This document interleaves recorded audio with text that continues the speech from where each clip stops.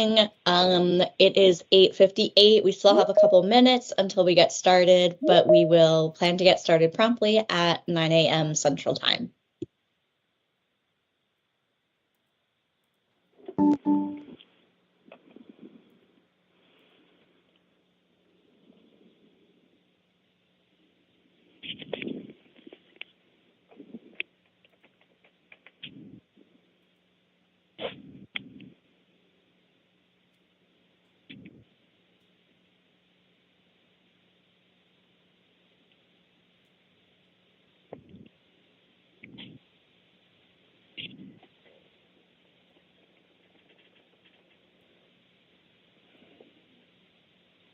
Hello, everyone. If you would mind sharing.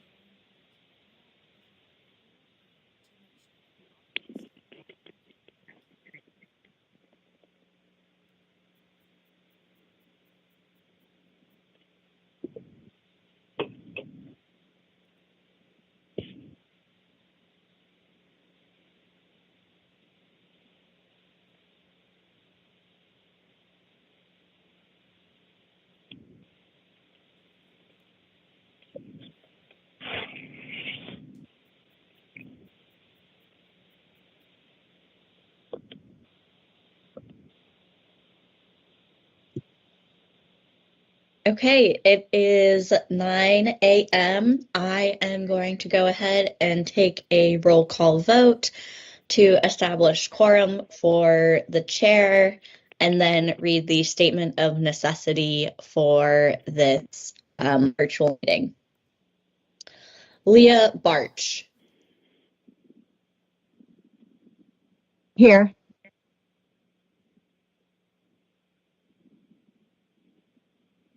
Did you say here? I'm sorry. We cannot hear her. I do know that she is here. I can hear her, Catherine. I will circle back to you, Leah. I Jeff can hear. Cobble. Jeff Cobble, present. Ashley Flood.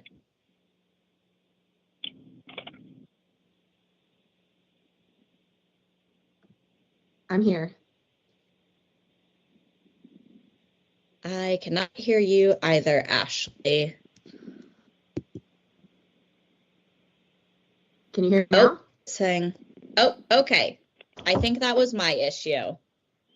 Can you We're hear just me going now? to circle back to the start. Leah Barch. Here. Jeff Cobble. Present. Ashley Flood. Here. Jennifer Hamblin. Present. Chad Lewis. Here.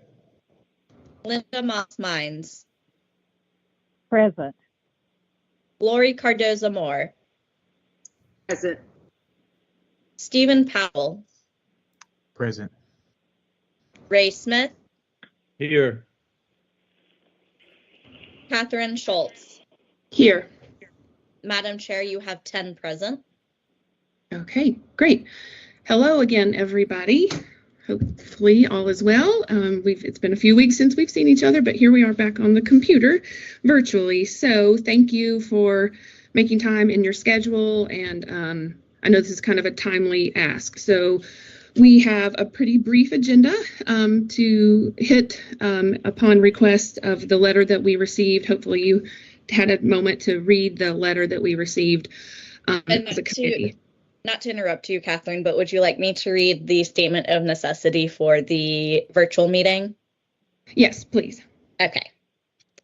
So, pursuant to Tennessee Code Annotated Section 8-44-108B3, the Standards Recommendation Committee for Social Studies through the State Board of Education is holding a meeting via teleconference at 9 a.m. Central Time on September 28th, 2023. It was determined by the State Board of Education in conjunction with the Standards Recommendation Committee that a in-person meeting would not be able to be held due to members residing across the state of Tennessee. Therefore, this teleconference meeting is being held. Okay, you're all set. Okay, Laurie. I had sent a request earlier to request an approval of the agenda that we're going to be working with today. I did receive the email from Bill, and I do share his concerns, and I would like for this commission to consider those concerns, and I have some concerns as well. So that's why I sent the request. So I wanted to see if we could add to the agenda items for this meeting. And of course, using the same procedure that the State Board of Education uses, they approve an agenda before they conduct it. Okay, so the State Board of Ed, but it's in their policy. They do have a policy that they follow about, and so for the public meetings that we've had, whether they were in person or virtual, that was not our policy to adopt an agenda. So that was just not the procedure we followed up to this point. So that was the agenda that was shared out was just that of how we have followed up to this point, and this really was, I guess, to address the exception for the one topic that we received from the House Education Subcommittee. So that's where the agenda came from. Not necessarily, just since we don't have a policy, we don't necessarily have anything in writing or upon approval of the group that we had to pre-approve an agenda. Does anybody have any statement or thought on? Well, there isn't a policy in place that would deny us that opportunity to address these other issues in this open meeting. It's public, correct? So are you making a motion to approve the agenda as is?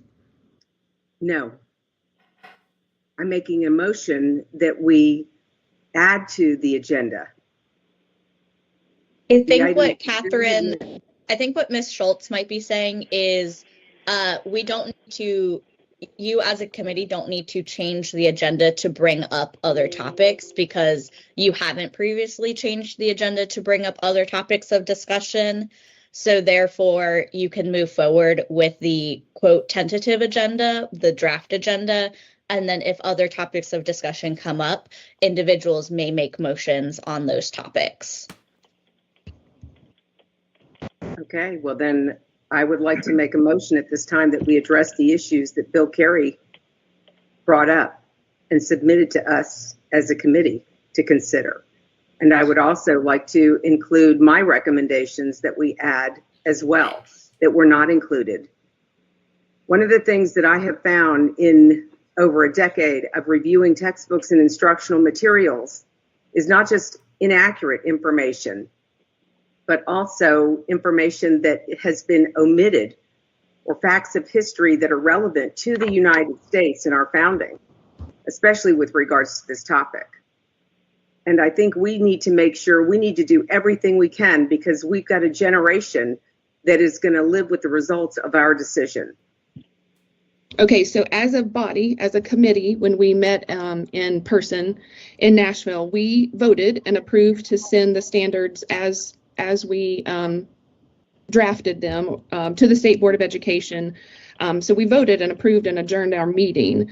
The exception is that we're meeting today upon the request of the House Education Committee to address this one topic. So I think where we're looking is that in order to address other topics outside of this request and the purpose of this meeting is that we would need a motion and a vote to basically open up conversation to address other topics. And that I guess would include any standard that we have worked on up to this point, because we voted and adjourned with a document intact.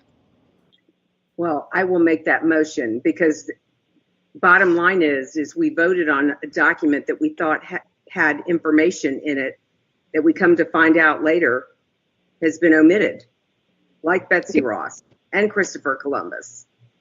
Okay, and so the Abraham Accords.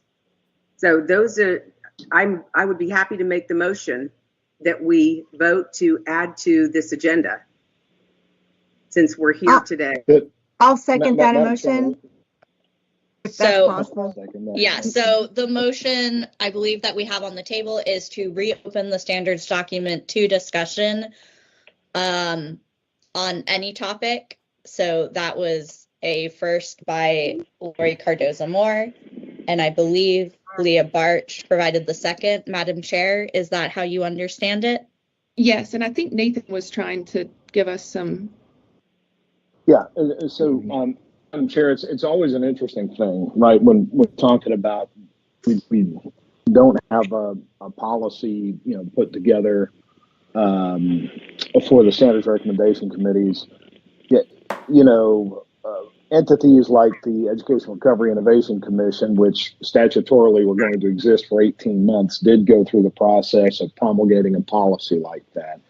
I think the standards recommendation committees, none of them have ever gone through that same process because it's not anticipated that they'll be in existence quite that length of time.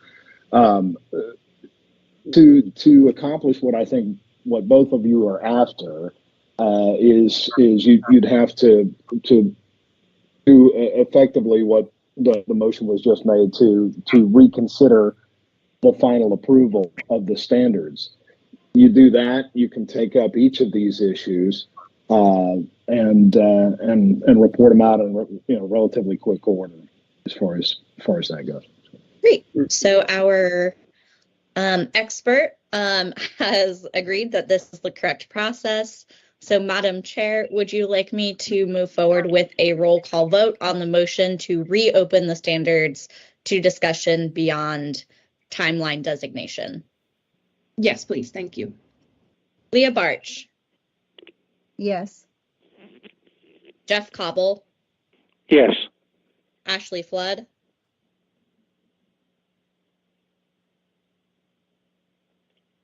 I think you're muted, Ashley.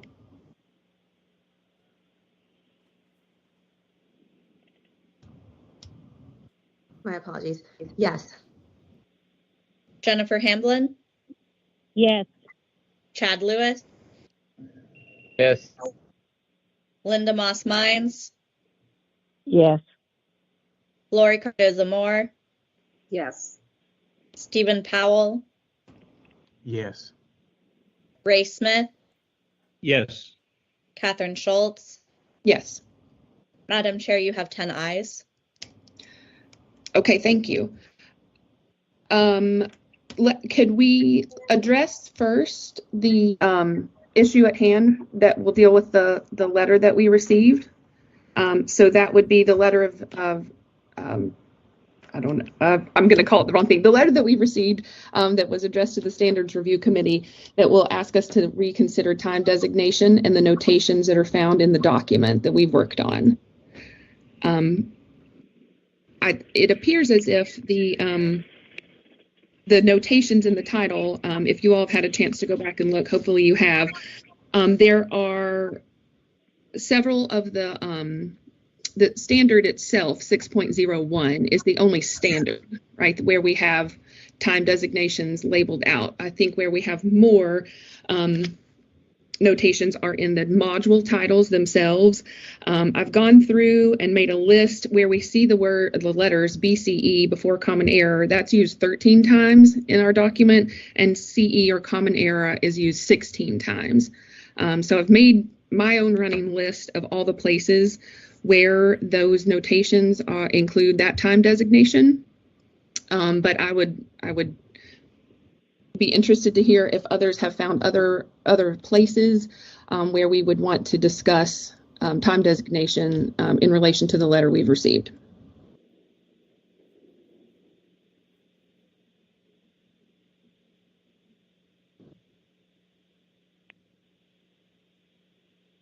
Or if there's any discussion, period. I don't think there was any disagreement from when the email initially went out with the letter to take a look at the request that was before us. Is there any discussion or disagreement, or I can label for the group where I see BCE and then where I see CE? Madam Chair, can I ask for a point of clarification? not all of us have seen the letter. Could you possibly read the letter out loud so we'll all know exactly what the ask is? I can do that for you, Madam Chair. Thank you. Committee members, it has come to the attention of the House Education Administration and Education Instruction Committees that the Board of Education Standards Recommendation Committee authorized using before Common Era BCE/Common Era CE notations. We understand that this notation will replace the traditional Gregorian before Christ BC and Anno Domini AD for all social studies courses taught in Tennessee. This choice is concerning because it will undoubtedly cause unnecessary confusion by altering a pre-existing, well-known, and functional system. Further, it seeks to rewrite the historical and cultural context through which the Gregorian calendar was created. Providing context allows students to understand factual events and relate to important historical figures. The Gregorian calendar has provided the most widely used, consistent measure of time for centuries. It has enabled historians to better construct timelines and record events accurately. By relabeling this system, the context in which the calendar was created is lost and the rationale is convoluted. The BC AD dating system is widely accepted worldwide. Altering this system creates a needless element of confusion for students. We respectfully request that the Standards Review Committee hold a special call meeting to reconsider the recommendation for use of BCE CE and instead continue use of BC/AD system. Sincerely, Chairman Deborah Moody, Chairman Mike White, and Speaker Cameron Sexton. Representative William Lamberth, Representative Jeremy Faison, and Chairman Scott Sapicki, and Chairman Kirk Haston. So, just a real quick point back to Brian, or Brian just said, we actually use both BCE and CE. We use both interchangeably, and we have since 2015. So in the 2015 standards, we started doing AD/CE, and we do BC/BCE, and that started, like I said, 2015. So we currently are already doing this. It's just, we're just using both instead of just one or the other. So I'm just making that point, take with it, do with it as well. Yeah, thank you, Katie. I was getting ready to say this is actually not a change. It's the way it's been for a few years. I feel strongly we should accommodate, whatever the General Assembly asks us to do. I'm concerned though that they're thinking it's a change rather than how it's currently been, and I also wonder if any kind of assessment has been done on the cost of making this change, because there's a number of assessment items that use both terminology on the state assessment. So I wonder how much it would cost to make those changes. Madam Chair, if it's helpful, I do have a question. Nathan James. I think we're probably going to have a little trouble with time lag and speaking. Nathan, will you speak? And then Ashley, I think that you were also trying to speak. But Nathan, do you have something from? Yes, ma'am. I received the initial call from the majority leader on that, and he knows and they know that this wasn't done by this committee, that it was done by the previous iteration. So there's nobody up there that's distressed or upset with the work, with you all, or, as far as that goes. He opened up the conversation by saying, I know this was done in the 6 or 7 years ago, whenever it was done. So just so you know, they understand that. So. Okay, thank you. Ashley. Brian brought up a point that it's just a question that I have, and something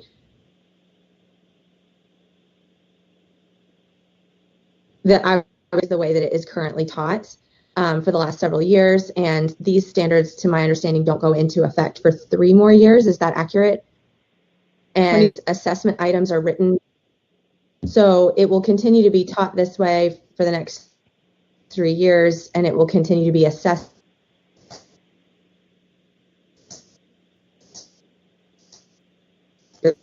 Brian, you were saying that assessment items, like it will continue to appear on the state assessment?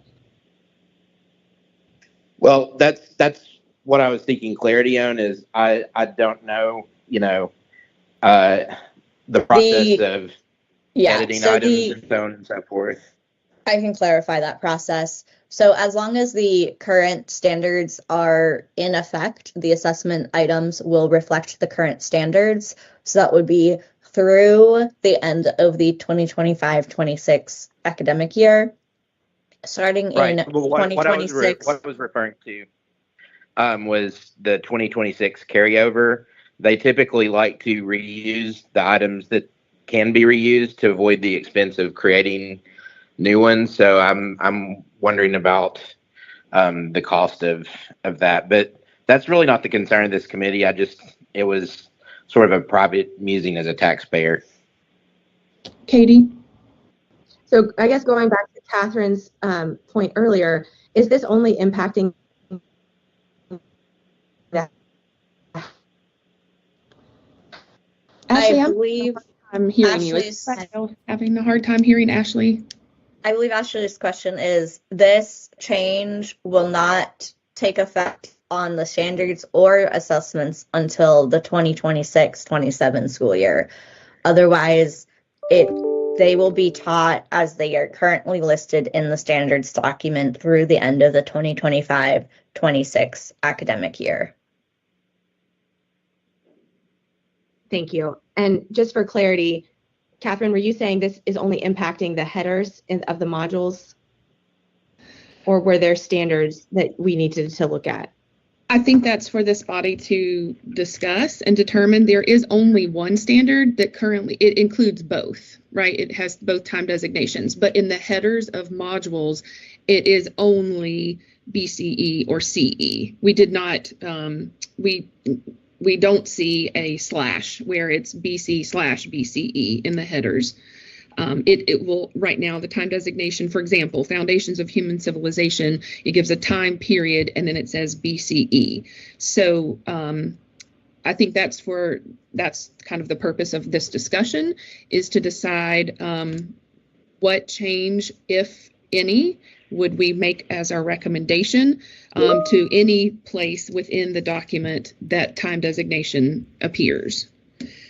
So I don't think that it might be in our best interest to look in smaller sections and not as an entire document with one fell swoop, just because there are different places. For example, it appears BCE in 6th grade in Standard 1. It appears in the notations of all of the module titles in 6th grade, in 3 of our ancient history elective titles in high school, and in 1 title of our Tennessee history elective. However, when you look at the CE common error, it will also appear as an example in a course title page description for ancient history, as well as in some notations of the title of modules and 6.01. So I guess either the discussion needs to be change, leave in specific places. That would probably be the motion that we need to entertain, if there is one. Since we aimed to be consistent with our formatting when we met in person, would it be okay to vote on the headings in one fell swoop? That way, Catherine Johnson, would your team be able to make those updates and catch all of those changes as like a batch, as a group?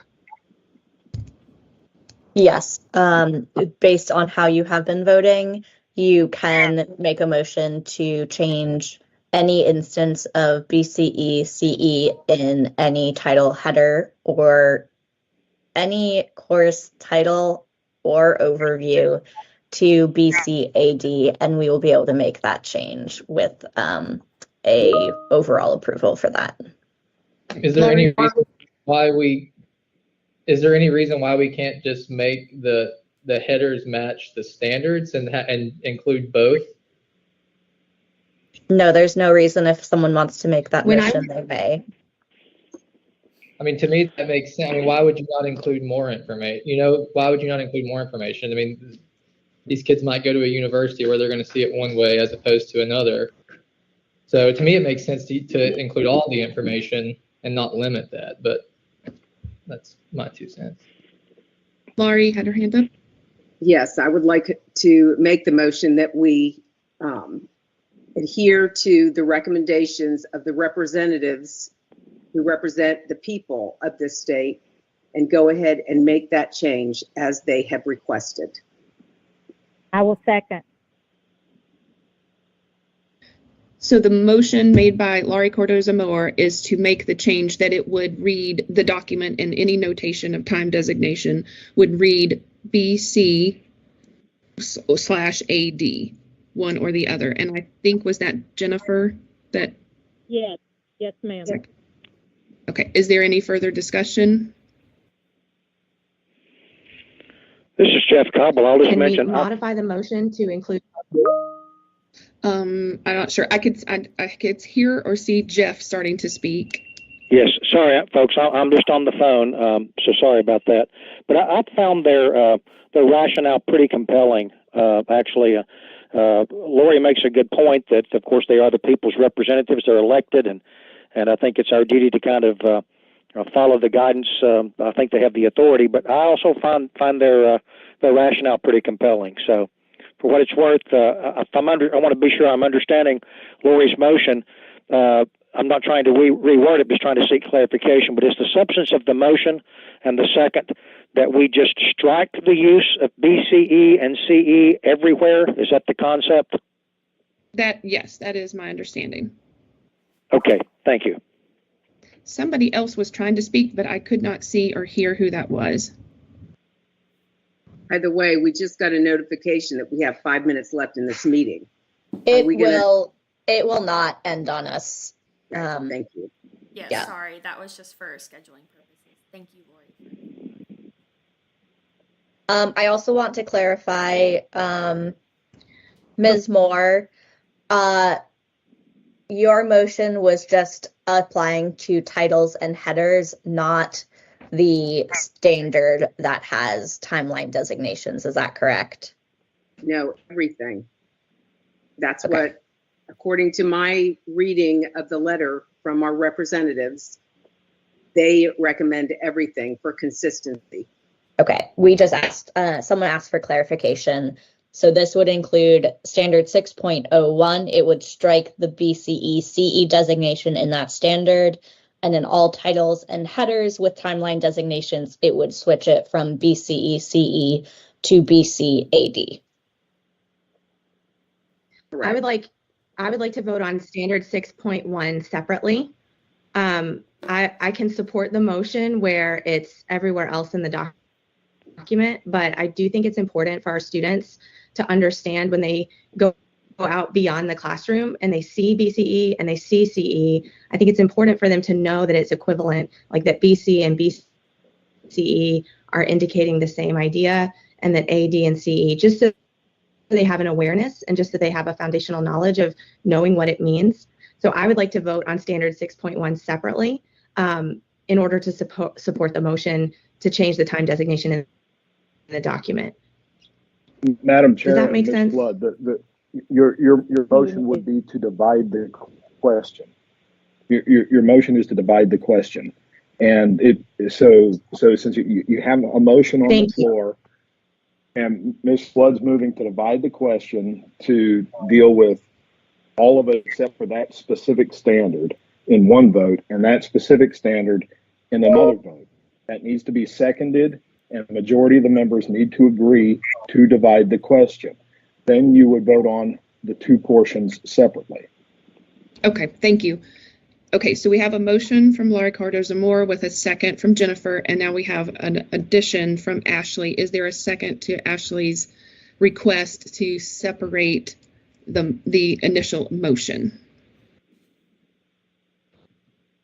I'll second Chad Lewis. Okay, so Chad, okay, and now we need to vote on the separation. Whether Yes. Whether Okay. to divide the question. Okay, Okay. so vote we are going to take by roll call vote will be separating the motion to deal with two separate potential alterations. Catherine, thanks. Leah Barch, Yes. Jeff Cobble, No. Ashley Flood, Yes. Jennifer Hamblin, No. Chad Lewis, Yes. Linda Moss Mines, Yes. Lori Cardoza Moore, Nay. Stephen Powell, Yes. Ray Smith, No. Catherine Schultz. Yes. Madam Chair, you have 6 ayes. Okay, so we will move forward with looking at this in a separated version. So back to the initial motion that was on the table of accepting a change to the notations in titles or in, as it was noted, the course title page from BCE to BC and from CE to AD. That is the motion we're now voting on unless there was any other discussion. Madam Chair, I could offer just that, you know, in my discussions with them, I don't think there was, you know, there wasn't any sort of, you know, they weren't upset about the idea that people would have some idea that CE and BCE is a thing. It's just that generally they considered it, you know, rather illegitimate. So you could probably accommodate both of those moves and still stay within the legislative intent, at least as I understood it in the conversations I had, if that helps at all. Okay. Any further discussion? So can someone, does Ashley, I'm assuming it does Ashley's motion that just passed, does that accomplish the goal of also explaining that they're the same? I mean, as far as topic is concerned, it's the same. Right now, we are just discussing, we separated the original motion. Right now, we're discussing the first part, which is to change any what we call front matter, course titles, page titles, course overviews, anything that's not a standard to read BC/AD instead of BCE/CE. So that's the motion that's on the table, and that is the motion that we are discussing currently. We will come back to discuss Standard 6.01 after we finish this, their discussion and vote.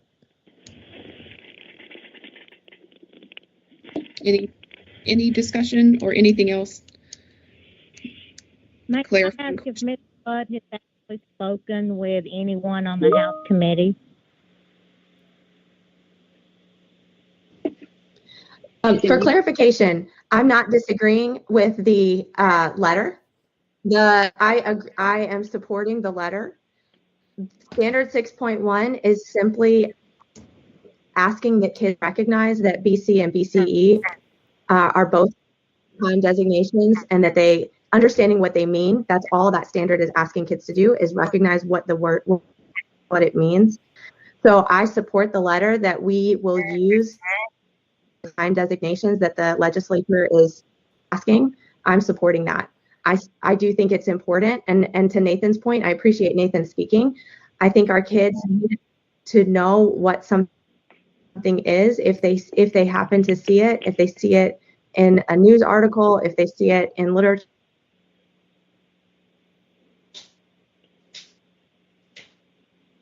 I hope that makes sense. That was why I wanted to divide the question.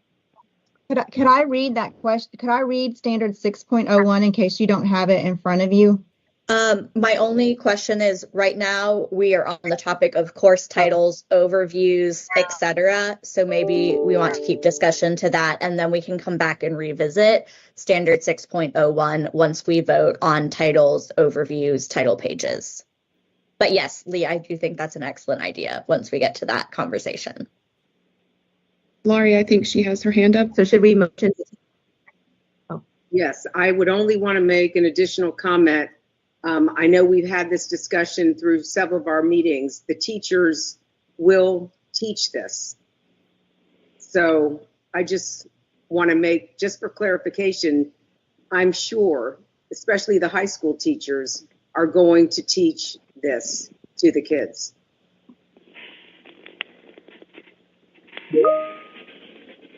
Ashley? So we're voting just on the front matter. Is that correct, Catherine? That is correct. Yes. Okay. Could our Professor Calvin Dickinson wrote about this. The Emory Road was, in fact, a very early road, but as I understand it, it is inaccurate to label it the first road in Tennessee. However, it is a great idea to do a standard about early roads because the stories about how dangerous and wild these roads were are great stories. Also, the Natchez Trace needs to be mentioned in 5th grade. So what I recommend instead is the standard being reworded, quote, describe the founding of the Cumberland settlements, the creation of early roads, such as the Natchez Trace and the roads across the Cumberland Plateau, and the obstacles faced with their establishment, including the Battle of the Bluffs, close quote. I need to disclose something to this group right now. I'm the one that has written in the Tennessee Encyclopedia of History and Culture that the Emory Road, spelled with an E, not an O, was the first road in what is now Tennessee. I still contend that to be the fact, but I'm going to recuse myself from this discussion because it is specifically about something that I created. And I don't know any other way to handle this appropriately. Bill and I are talking about this, and I agree that there were other roads. He wants to call Indian Trails roads, and I don't. But I can't be a part of this discussion other than what I've just said. Is that handling it right? And I'm asking for legal advice as to what I need to do. Mr. Lewis, this is Angie Sanders. I think you essentially have two options here because you don't have any sort of financial interest in the result of voting to include it or not include it.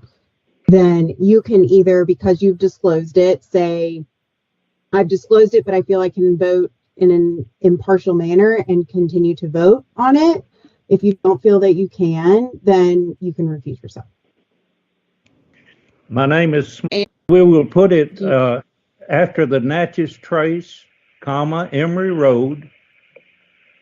I don't know if you need that. Other roads across the Cumberland Plateau. Okay. And other roads across Cumberland Plateau. And then the rest of it stays the same, is that correct? Yes, that's correct. Okay. So I'm putting that in the chat, and hopefully that reads. Yeah, you just make a capital on the road. That ever happened in history. This document's going to be way longer than 247 pages. And specifically, this standard right here was as a result of Jacksonian democracy and Andrew Jackson's presidency that there was an expansion of voting rights. Now, specifically, that was to white males who weren't necessarily property owners. But that is where we're making the connection here. And as a former 8th grade teacher, the connection I would make with this standard is that Andrew Jackson helped propel us, and Tennessee passed their constitution, which was part of that Jacksonian democracy, with expanding the right of who could vote. Now, you would inherently also talk about that, yes, there are people that would no longer have the right to vote at many different places in this country, not just Tennessee, other states as well. But again, to put the most important part, which is that connection to national history. I also just want to clarify that the more detail that this committee goes into in a standard opens up possible topics that could be test items. So every time you call something additional out, that additional thing can become a tested item on state assessments. Ashley, I think you were adding something maybe to the chat. Could you speak to that? I just thought that it might be helpful to compare them side by side for anyone that was. I copy and pasted our currently taught 8th grade standard That's the first item. And then below that, you'll see Bill's proposed revision to Standard 48. Actually, I think in the document, what is currently proposed would be proposed Standard 41. I'm trying to copy that from the red line document, but I'm having trouble using the copy paste option. I'll see if I can get that added. Okay.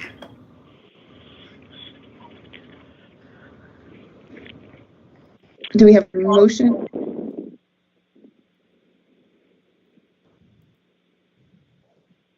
Linda, are you trying to speak? I was not, but I would be glad to make the motion that we adjust the standard, or that we. Okay, let me think about that before I make the motion, because I don't want to include so much. Identify changes to voting rights under the Tennessee Constitution of 1834, including the expansion of voting rights to non-property owners and the removal of voting rights for free African American men. So I was able to get the headline version into the chat, so you can have all three in the chat for reference if that helps.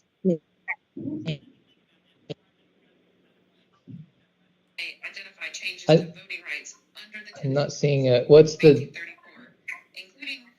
I'm not seeing like a difference between Bill's proposal and the current one, really. Or maybe I'm just not looking at it. I mean, they're worded differently, but I believe the difference is on Bill's. It also adds and banned the General Assembly to pass laws emancipating slaves. Otherwise, they are very similar in context.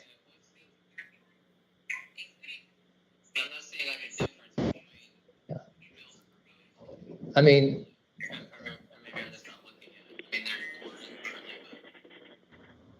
The difference is on. And I believe that Lori has her hand up. Okay. Okay. I would like to hear from the historians in the committee what their thoughts are with regards to how Bill has it worded, and even making the change to what, or keeping what's currently been approved. I'll speak to what Bill has written. I see that he has added something that I think is historically significant. I don't know that I appreciate the point being made about it being put into tests. I understand anything that we write into a standard can be used in tests, and I'm okay with that. But I do think that the taking away the rights is important enough to be mentioned. So just to clarify, the standard that you all, I'm just read it out loud so you all know. The standard that you passed at your meeting, it currently, so what you have sent currently to the State Board of Education reads, Standard 8.41, identify changes to voting rights under the Tennessee Constitution of 1834, including the expansion of voting rights to non-property owners and the removal of voting rights to free African American men. That is what the red line version you approved in August reads as. So your version does include and mention the removal of voting rights for free African American men. So the key difference Bill is asking, and this is really up to the committee members, is there a motion to address banned the General Assembly to pass laws emancipating slaves? That's the only difference between what we have already submitted to the state, or working on submitting to the state board. Can I ask a point of clarity? I'm not super familiar with the exact of the Tennessee Constitution of 1834. Can we check on making sure that that wording is consistent with what it actually did? Because I seem to remember it outlawing the banning of slavery rather than the emancipation, but I have not looked at that document in a long time. So I just want to make sure that before we write something into a standard, we have the official something like that. It basically said that slave owners had to have a part in emancipation. So I would ask a question, where is that fact? We do have a standard about the emancipation of slaves. Thank you. Would you like to, let me find it real quick so I can give you the exact one. No, I don't need you to find it. I just need to know that it is being covered and that it relates to the fact that it was in the Constitution. Now it's going to be where it's at in the Constitution originally. We have the Northwest Ordinance of 1787 that's going to ban slaves. It's an important part of our history and what happened in the Middle East. So, but if there's a 20-year, if it's 20 years, then. Are there any other topics for discussion for our group? Madam Chair, I want to group. Madam Chair, I want to bring something to the attention of the committee to correct an error that I had stated during our last meeting when we talked about the Mayflower Compact. I mentioned it being included in government. It was in the current government. I didn't know if the committee wanted to revisit the Mayflower Compact discussion because I wanted to make sure that y'all were operating with correct information. Okay, so perhaps looking at versus proposed and REAC's course. Correct. Okay. I'm scrolling to try to get to the government standards. But yes, I do recall, and I do recall that right at the end on our last day as well, that came up. And I apologize for the error. I just wanted to make sure we were operating in good faith. Our kids about the Mayflower. Time on our agenda, so thank you all. Catherine, Nathan, Michael, anything else that you would recommend that we do speak or address before we adjourn? Just some brief updates for your committee. First of all, thank you all for your continued hard work on this endeavor. I know we all want to make sure our students have the best possible standards as we continue forward. There will be a clean and finalized standards document ready on October 5th or 6th next week, which will be shared out to the state board members. At the same time, I will email it to you as well as add it to your Dropbox so that you guys have access November 3rd meeting. So if you have any questions about the rest of that process, feel free to email me, but I just wanted to provide you with those updates. Thank you. This is Jeff Cobble. I'll just ask if it could be emailed as opposed to Dropbox. Sometimes I have difficulty with navigating the Dropbox with regard to connectivity and things like that, but emails always come through. So if it's not a problem for it to be emailed, that's a preference for me. I'll email it and add it to the Dropbox so that people have it in both locations. Thank you. Yep. Okay, do we need a formal motion to adjourn? Do we have a? Nope. Okay, Nathan says no. That means we're good. All right. Well.